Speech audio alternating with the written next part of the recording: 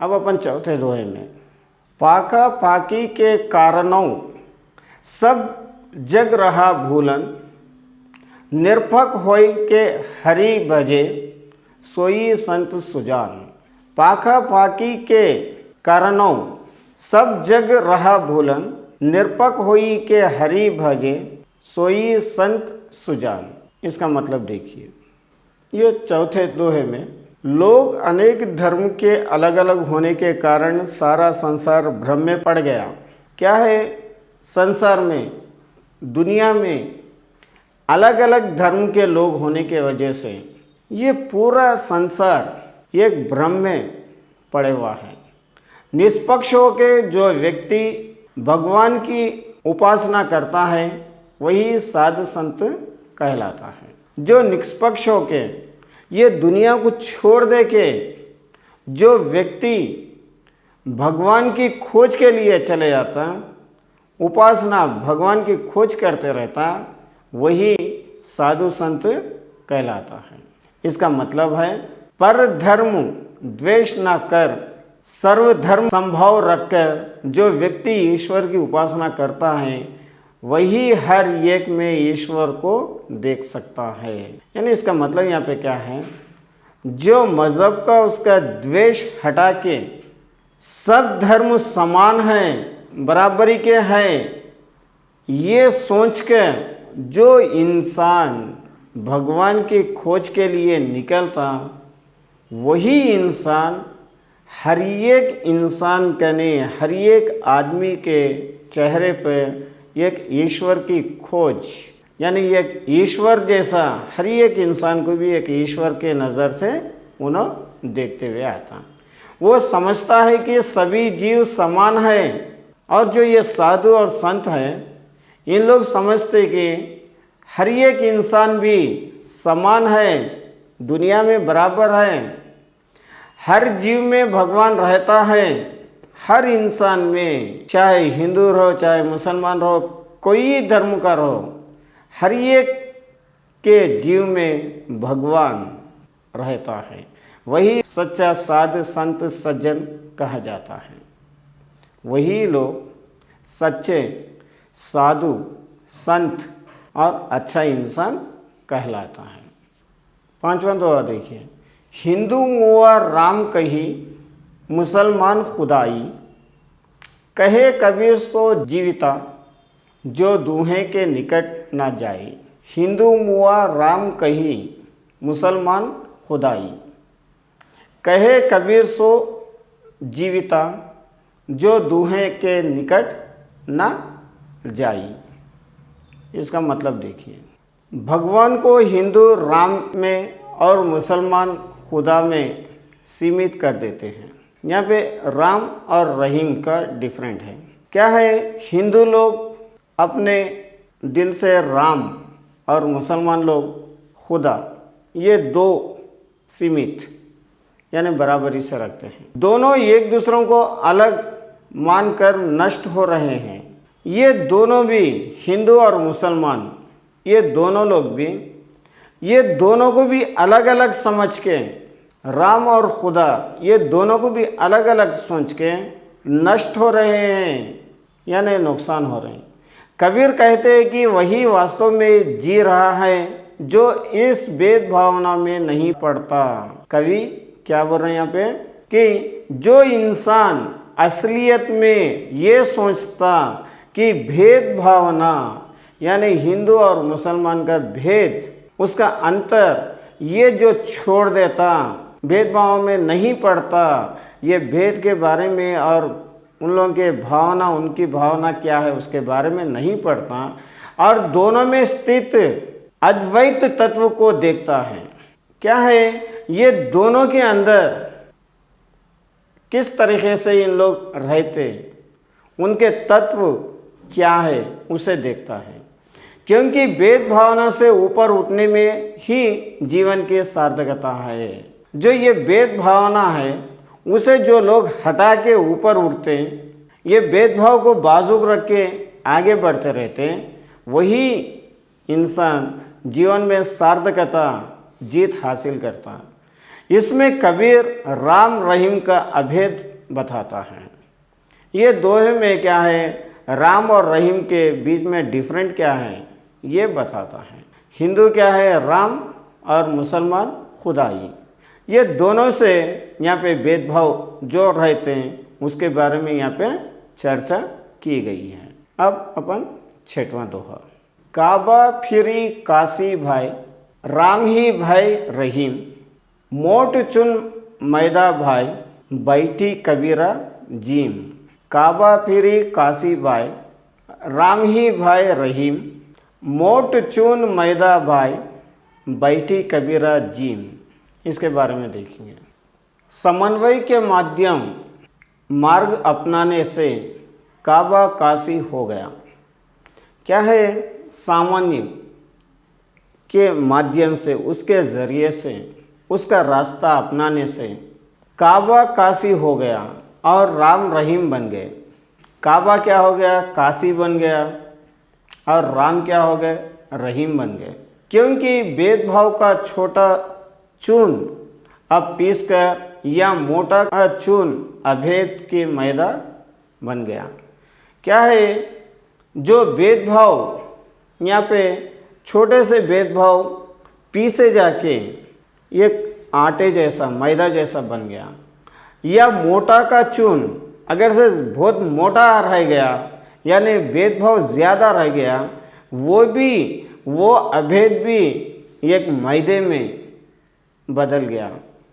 तो इस अभेद के मैदे का भोजन कर, ये जो भेदभाव को हटा के जो मैदा पीसे गया, वो मैदे से भोजन कर कुछ खा लो रोटी बना के।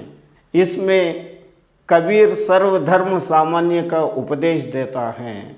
इस तरीके से यहाँ पे समझा के, यानी भेदभाव दोनों मिला के अगर से पीसा गया तो वो आटा बन गया। वो आटे का भोजन कितना स्वादिष्ट रहता है, यानी भेदभाव छोड़ के सब जने मिलजुल के रहे तो कैसा रहता है, इसका उपदेश सर्वधर्म, हर एक धर्म का उपदेश यहाँ पे दिया गया है। ऊंचे कुल का जन्मिया, जो करनी ऊंची ना होई, सुबरन कलश सुरा भरा, साधु निंदा सोई। ऊंचे कुल का जन्मिया, जो करनी ऊंच ना होई, सुबरन कलश सुरा भरा, साधु निंदा सोई।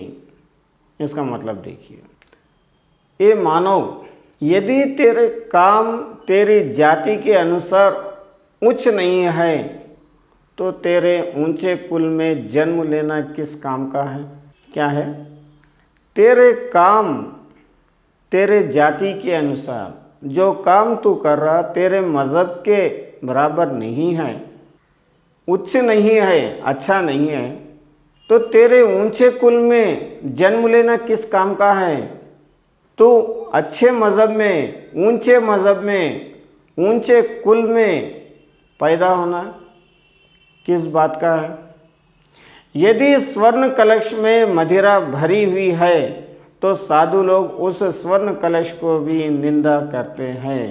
अगर से स्वर्ण कलश यानी सोने का एक कलश वहाँ पे रखे हुआ है, उसमें मदिरा अगर से भरी हुई रहे तो साधु लोग ये स्वर्ण कलश का भी निंदा करते हुए रहते हैं।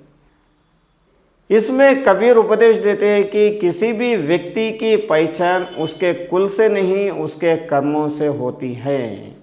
यहाँ पे कबीरदास क्या बोल रहे हैं, क्या अपने को उपदेश दे रहे हैं, क्या नसीहत कर रहे हैं, बोले तो किसी भी इंसान की पहचान उसके कुल यानी उसके मज़हब से, उसकी ऊंचाई से नहीं होती, उसके कामों से होती है, कर्मों से होती है। उन्हें जो काम करता, उसे जो काम दिया जाता, उससे उसकी पहचान होती है। यहाँ पे उसके काम के बारे में, उसकी पहचान के बारे में बताया गया। मौक़ों कहाँ ढूंढे बंदो, मैं तो तेरे पास में, ना तो मैं केवल देवल, ना मैं मस्जिद, ना काबे कैलाश में, ना तो कौन क्रिय कर्म में, नहीं योग बैराग में, खोजी हो तो तुरंत मिलो हुई पल भर की तलाश में। कहे कबीर सुनो भाई साधो, सब श्वासों की श्वास में। संतों भाई आइए ज्ञान के अंधेरे, भ्रम की ताटी सबे उड़नी, माया रहे न भानी, हित चित्त की द्वै ध्वनि गिरानी, मोह बलिंडा टूटा। स्त्रिंग छनी परीर घर ऊपरी, कुबदी का भांडा फूटा। जोग जगती करी संतों बांधी, निरच छुए ना पानी। कूट कपट काया का निकष, हरि की गति जब ज्ञानी। आंधी पीछे जो जल भूटा, प्रेम हरि जान भी नहीं। कहे कबीर भवन के प्रगटे, उदित भय तुम खीना। ये दूसरे शब्द पोयम से, इसके बारे में जानकारी लेंगे।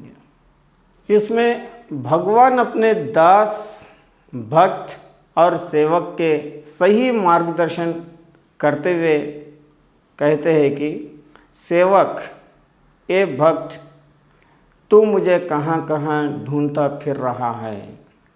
यानी भगवान अपने दास यानी अपने नौकरों को, अपने भक्तों को, अपने सेवकों को हर एक रास्ता बताते हुए सेवक से और भक्तों से पूछता है कि मुझे कहाँ कहाँ ढूंढता फिर रहा है।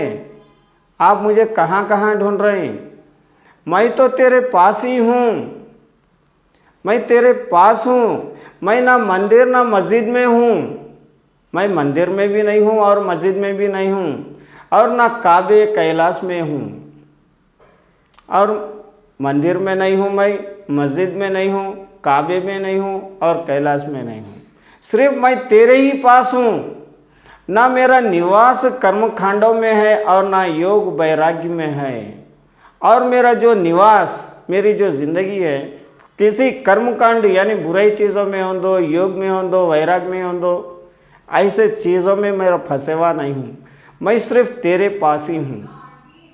जो मुझे वास्तव में ढूंढना चाहता है, जिसमें मुझे ढूंढने की सच्ची श्रद्धा और भक्ति है, उसे तो मैं एक क्षण में ही प्राप्त हो जाता हूँ। जो इंसान सचमुच मुझे ढूंढने के लिए आता है, जिसे सचमुच ढूंढने की शक्ति है, श्रद्धा है, इंटरेस्ट है, वैसे भक्त के पास मैं सिर्फ 1 मिनट के अंदर में हाजिर हो जाता हूँ।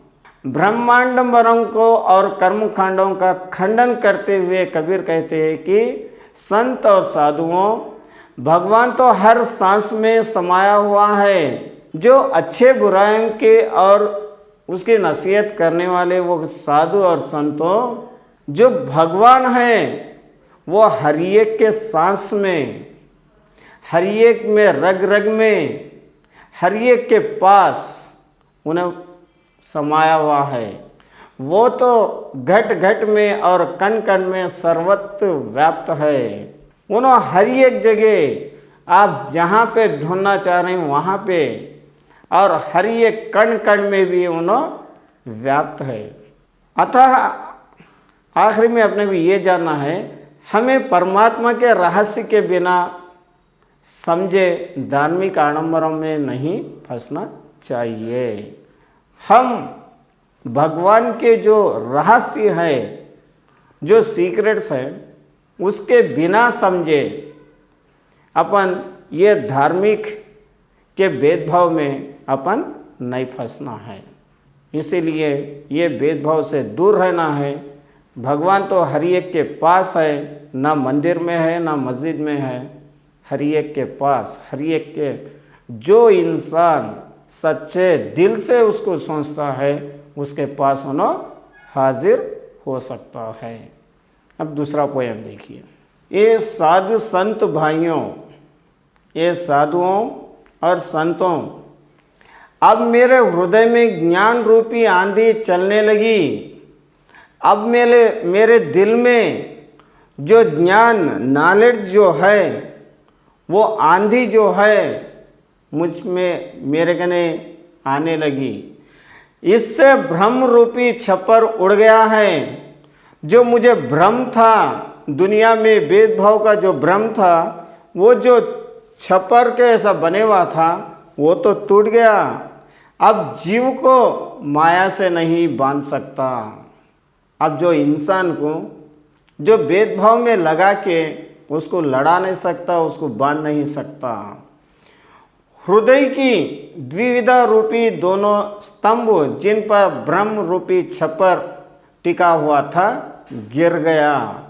जो दिल में जो संदेह रूपी जो प्रॉब्लम्स आने वाले हैं, वो जो स्तंभ है, वो जो खंबा है जिस पर ब्रह्म बोलते तो यानी सोच ब्रह्म, ये करे तो क्या होता, वो करे तो क्या होता बोल के जो ब्रह्म है, वो ब्रह्म बोल के तो छप्पर जो टिका हुआ था वो अब गिर गया। छप्पर का आधारभूत मोह रूपी मूल स्तंभ टूट गया है। जो इंसान में मोह भरा हुआ है, ये छप्पर जैसा आधारभूत यही ये मोह ही इंसान को आगे लेके जा सकता। बल्कि जो सोचते तो आधारभूत जो स्तंभ है वही टूट गया। जीव के तृष्णा रूपी पर्दा ज्ञान के अंधेरे से उड़कर जमीन पर पड़ गया। जो इंसान की तृष्णा यानी ख्वाहिश जैसा पर्दा है, इंसान को हर एक ख्वाहिश होने लगती, जो पर्दा पड़े हुआ है वो ज्ञान की आंधी से जो नॉलेज हासिल करने के बाद जो आंधी जो पर्दा है वो टूट कर जमीन पर गिर गया। कुबुद्धि रूपी घड़ा फूट गया है। जो बुरी नज़र से देखने का जो पर्दा है, जो घड़ा है, मैं अच्छा हूँ न बुरा है, उसको हटाना है, इसको बिठाना है। जो कुबुद्धि जो नज़र बुरी नज़र रहती, बुरे सोच रहते, वो जो घड़ा है यहाँ पे फूट गया। अर्थात अज्ञान तथा वासना से भरा ये जीवन ज्ञान से तितर बितर हो गया। यानी इसका मतलब जो इलिटरेसी बोलते तो जो अज्ञान यानी ज्ञान में तो नॉलेज जो हासिल करते थे, वो अज्ञान का जो निवास था वो टूट के ज्ञान से भर के तीतर भीतर होने लगा, उधर इधर फिरने लगा। आखिर क्या है ये ज्ञान? साधु संतों से योग की युक्ति से इस जीवन रूपी छप्पर को फिर से बांध दिया है।